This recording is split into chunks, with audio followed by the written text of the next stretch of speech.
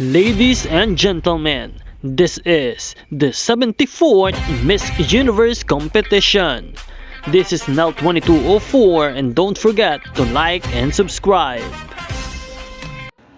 Ladies and gentlemen, let's make some love with the evening gown performance of Miss Philippines Maria Atisa Manalo.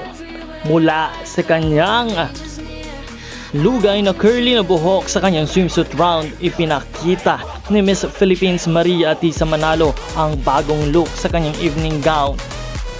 Bukod sa kanyang napakaganda at napaka-eleganteng evening gown ay nakita natin ang ganda ng mukha ni Miss Philippines. Bagay na bagay sa kanya, malinis at sobrang queenly ng aura. Kaya naman, excited na ang lahat for the next announcement of the Miss Universe Top 5 finalists. And now, walang bibitiw dahil patuloy tayong magbibigay ng mga update para sa inyong lahat.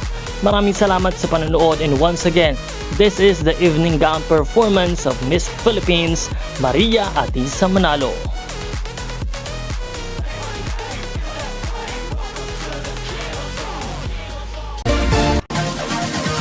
Support your favorite candidates and leave a comment.